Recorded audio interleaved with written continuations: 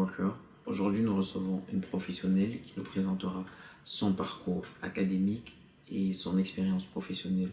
Nous espérons que par ce retour d'expérience, elle nous donnera quelques astuces pour mieux gérer notre cursus universitaire et faciliter notre intégration dans le milieu professionnel.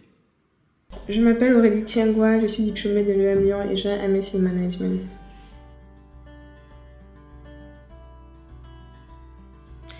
J'ai obtenu un baccalauréat littéraire au collège Antabi. Ensuite, j'ai intégré l'Université catholique d'Afrique centrale. Au bout de 2 années, j'ai obtenu un DUT en gestion. Au bout de la 3e année, j'ai obtenu ma licence en comptabilité et finance. À l'issue de cette licence, j'ai passé un concours qui s'appelle le TAJ-MAJ, qui m'a permis d'accéder à l'EM Lyon, qui est situé en France. Et au bout de 3 ans à l'EM Lyon, j'ai obtenu un MSc Management. La comptabilité et finance parce qu'à l'issue de mon baccalauréat littéraire, j'étais très intéressée par le domaine bancaire. Et en intégrant l'Université catholique d'Afrique centrale, il n'y avait pas forcément une filière qui proposait une licence en banque et finance. Et donc j'ai fait le choix plutôt de passer par la comptabilité et finance parce que je savais qu'elle me permettrait, cette licence, d'accéder au domaine bancaire.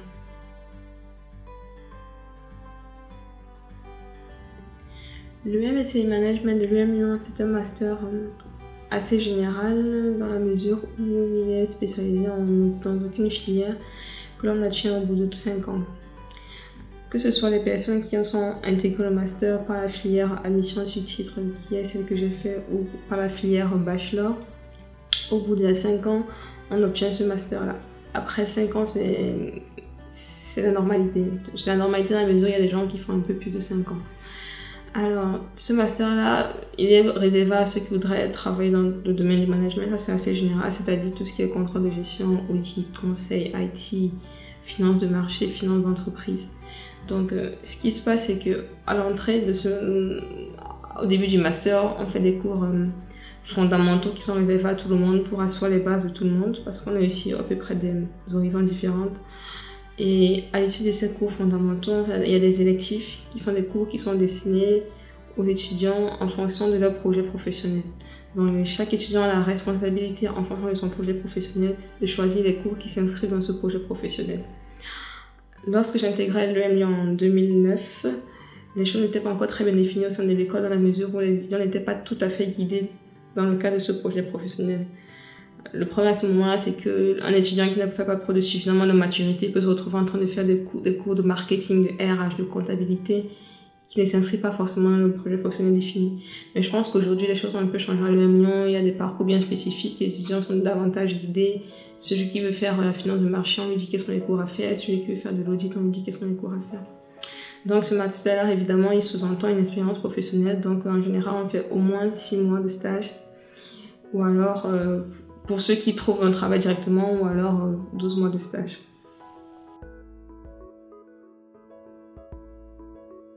Au cours de mon parcours à l'UM Lyon, j'ai effectué 2 stages, un stage de césure et un stage de fin d'études. Mon stage de césure, je l'ai effectué au sein du département des risques opérationnels du Crédit foncier de France pendant une période de 7 mois. Le risque opérationnel au sein d'une banque correspond au risque inhérent au processus défaillant ou inadéquat. Il peut être lié à soit des événements internes ou des événements externes. Il peut être causé soit par des personnes ou des systèmes d'information ou une différence des systèmes d'information. Donc mes tâches au quotidien consistaient en tant qu'analyste à récupérer tous les incidents et anomalies qui étaient remontés par les identifiants métiers de chaque département, à les synthétiser, à faire un reporting à mon manager qui par la suite s'assurait de mettre en place un plan d'action pour remédier au risque. Ensuite, à l'issue de ce stage, j'ai fait un deuxième stage qui était mon stage de fin d'études en conseil, cette fois-là, au sein de KPMG, qui est un cabinet de conseil et d'audit, pendant une période de 6 mois. En tant que consultante au sein du département d'audit interne et gestion des risques, au quotidien, j'avais pour tâche chez les clients de effectuer des tests de contrôle sur les risques identifiés. Alors, ce qui se passait en général, c'est qu'on arrivait chez les clients avec une matrice de risque qui était soit définie en collaboration avec le client ou alors une matrice de risque qui avait déjà été faite par le client. Et donc, en fonction des clients, on avait soit des missions de co-sourcing qui correspondent à assister à une entreprise qui a déjà un département d'audit interne et à travailler avec ce département-là, soit des missions d'outsourcing pour les entreprises qui n'ont pas de département d'audit interne et de leur apporter notre expertise. Mais de façon assez générale, on arrivait chez le client, les matrices de risque étaient définies, on avait pour rôle de tester les contrôles. Donc, à chaque contrôle était associé un risque, était associé une personne au sein de l'entreprise qui a la tâche d'effectuer ce contrôle. Donc, nous, on devait juste s'assurer que le contrôle est bien effectué conformément à la matrice définie et que, effectivement, si le contrôle est effectué, le risque est maîtrisé. Pour trouver mes différents stages, en commençant par celui que j'ai effectué au Crédit Foncier de France, j'ai tout naturellement regardé les offres de stages qui étaient proposées par les sites. Et aussi, je regardais les offres qui étaient proposées par l'UM Lyon. Je dois avouer que la recherche du premier stage n'a pas été très aisée dans la mesure où sur mon CV, je n'avais que des expériences à l'étranger, notamment celles que j'ai fait au Cameroun, et qui sont parfois malheureusement pas suffisamment valorisées. Et à ce moment, je pense qu'il est très important d'être issu d'une bonne école parce que pour les recruteurs, on part du principe qu'on a quand même des bonnes formations en France. Donc, avoir fait l'UM Lyon a été un plus à mon sens. Le stage du Crédit Foncier, j'ai postulé sur un site où j'ai trouvé l'offre. Et après, j'ai été appelée pour passer un entretien à Paris. J'ai rencontré une RH et ensuite j'ai rencontré une opérationnelle. Et je pense avoir eu ma réponse au bout de 2 semaines. Ensuite, mon deuxième stage au sein de KPMG, la recherche était beaucoup plus aisée dans la mesure où j'avais déjà une expérience en France. Et j'ai postulé étant à l'étranger, j'étais en échange. Et après, sur le site de KPMG naturellement, et j'ai été conviée à un entretien à Paris. Mon entretien, j'ai rencontré une RH, j'ai rencontré un opérationnel, j'ai rencontré un associé. J'ai fait les 3 tours le même jour, certainement parce que j'étais à l'étranger. Et au bout d'une semaine, j'ai eu la réponse pour mon stage, une réponse positive.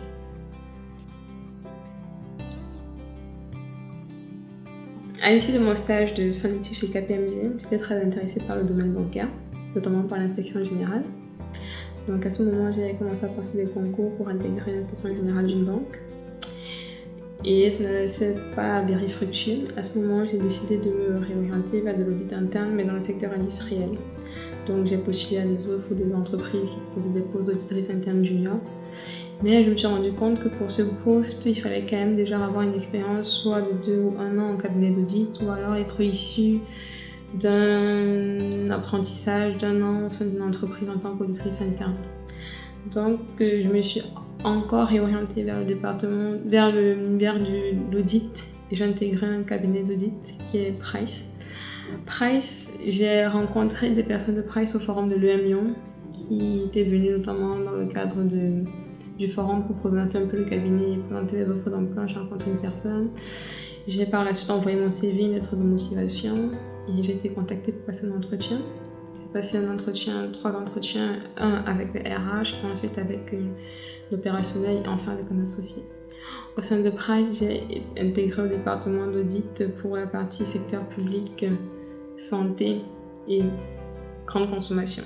J'ai fait 2 ans au sein de Price.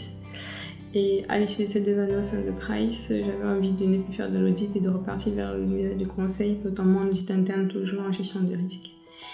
Et donc à ce moment, étant donné que j'avais fait un stage chez KPMG dans ce département-là, j'ai relancé les personnes avec lesquelles j'avais fait ce stage, avec qui j'avais des très bonnes relations, pour leur faire part de cette nouvelle orientation de mon projet professionnel. Et donc j'ai par la suite intégré KPMG au bout de 2 ans chez Price, en tant que consultant en audit interne et gestion des risques. En 2 ans au sein de Price, j'ai effectué des missions d'intérim, des missions d'audit et des missions de validation d'états financiers établis par les entreprises. Les missions d'intérim sont des missions qui interviennent en amont des missions d'audit. Elles sont effectuées en général entre septembre et décembre. Et elles permettent de faire une revue du dispositif de contrôle interne en place, de revoir les contrôles, d'évaluer le niveau de risque et d'identifier les principales zones de risque sur lesquelles nous devons nous focaliser au cours de l'audit. L'audit en soi commence à partir de janvier, qui correspond à la période après la clôture des comptes qui est le 31 décembre. Donc entre janvier et mai, en général, on va chez les clients, on fait une revue de l'état financier qui est établi par l'entreprise. Cette revue des états financiers qui est effectuée permet aux parties prenantes de l'entreprise, qui sont soit les salariés, soit les actionnaires, soit les banques, soit l'administration fiscale, d'avoir une assurance sur les états financiers présentés par l'entreprise.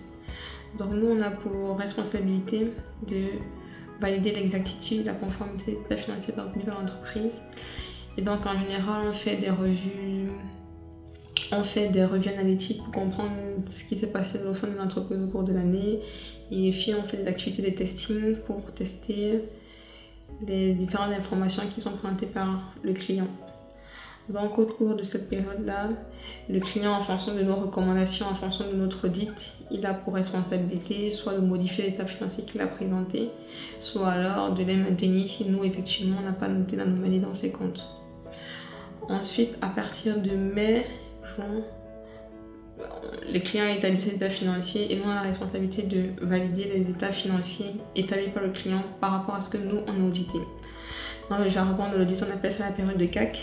Donc nous, on récupère les états financiers papier, on les regarde, on les vérifie, on les parcourt, on regarde si les informations présentées correspondent à ce que nous, on avait fait comme travaux. Et s'il y a des modifications apportées, éventuellement, on contacte le client et lui demande de faire des modifications. Donc à partir de juin, en général, le client est censé avoir fait les états financiers définitifs et les avoir publiés si justement il a l'obligation de les publier, qui doivent justement être validés par nous. Après, en fonction de certains clients, on a des clôtures qui ne sont pas forcément au 31 décembre, des clôtures qui sont décalées. Il y a des clients, notamment des boîtes d'une certaine taille, qui font des clôtures trimestrielles, dans lesquelles on intervient, qui font des clôtures semestrielles, dans lesquelles nous aussi on intervient, on valide des informations à date. Aussi, il peut arriver que certains clients, dans le cadre de certaines activités telles qu'une acquisition ou telle qu'une fusion, font appel à nous pour des missions spéciales pour qu'on fasse des audits à date. Et donc, on peut être amené à ce moment aussi à rassurer le client sur l'entreprise qu'il voudra acquérir ou alors sur l'entreprise avec laquelle il voudra fusionner. Toujours d'un point de vue état financier, d'un point de vue comptable, sur un point de vue exactitude des informations présentées par le client.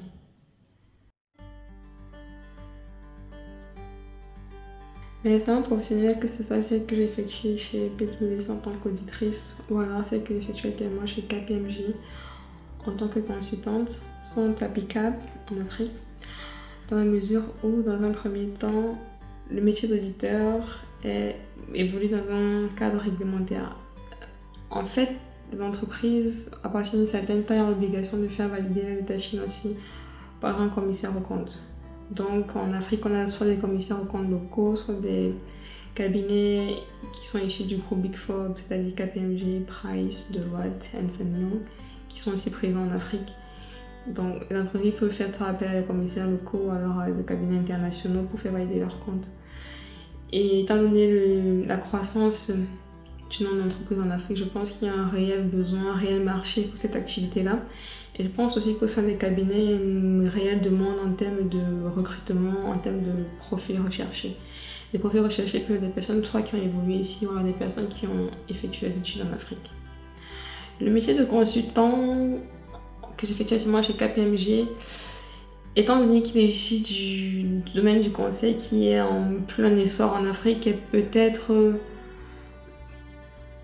moins développé actuellement que dans le domaine de l'audit, mais je pense qu'il y a aussi un réel besoin dans ce domaine-là, et spécialement dans le domaine de l'audit interne, parce que de toute façon, les entreprises de plus en plus se rendent compte que la fonction d'audit interne est très importante dans une entreprise pour maîtriser les risques, pour s'assurer que le dispositif de contrôle interne qui est en place est bien appliqué. Donc je pense que les grands groupes notamment qui sont installés en Afrique font appel à des auditeurs internes pour s'assurer qu'au sein de ces filiales-là, d'énormes groupes sont bien mis en application, même tout simplement des groupes locaux font appel à des auditeurs internes pour s'assurer que les normes internes sont bien mises en application. Donc les personnes qui recherchent, qui sont désireuses d'effectuer un parcours dans le domaine de l'audit interne peuvent aussi trouver des opportunités en Afrique. Le conseil que j'aurais aujourd'hui à un jeune bachelier qui désire s'orienter vers la profession d'auditeur ou alors celle de consultant en audit interne et en gestion des risques, ce serait dans un premier temps d'avoir une certaine appétence pour les chiffres et pour la notion de risque. Et au cours de cette vie universitaire, de bien choisir sa filière, de bien s'orienter, de ne pas faire l'amalgame entre les différentes filières qui sont souvent proposées au sein des écoles et au sein des universités. Et bien évidemment, au cours de ces années universitaires, de faire des stages le maximum possible pour avoir plus d'expérience d'une certaine part. Mais c'est très important de faire des stages qui sont en adéquation avec son projet professionnel, afin de pouvoir évidemment les valoriser par la suite auprès des recruteurs. Et une fois l'université terminée, dans le cadre de l'expérience professionnelle, dans le cadre de la recherche du premier emploi, je pense que le plus important, c'est de vraiment faire preuve de détermination dans cette recherche qui parfois peut s'avérer laborieuse.